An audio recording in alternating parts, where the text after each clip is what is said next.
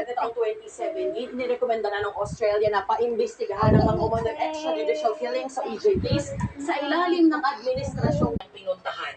2016 na taong 1988.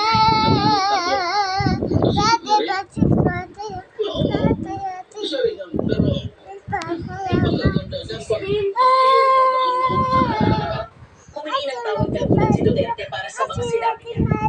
Sa petisyon ng kampo ni Duterte para sa interim release, may binanggit na bansa pero redacted ito o nakatakip sa bersyong inilabas sa publiko dahil ito raw ay confidential.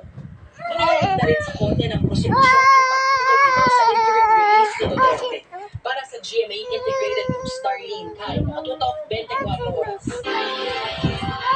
Huli sa akto kaya inaresto ang tatlong nagdadakaw umano ng pampe ng CCTV na ginagamit sa non-combat apprehension program ng MMDA. Na-report din sa isang junk shop ang mga nakuhang pampe. Nakatutok si Jude Veneracion.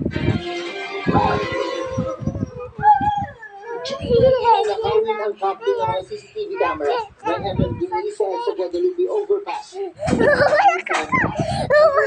Operation program. Hindi na kasama ang pagdala ng copy, kundi walong CCTV camera. Nakawin nila ang copy na may halagang 104,000 pesos.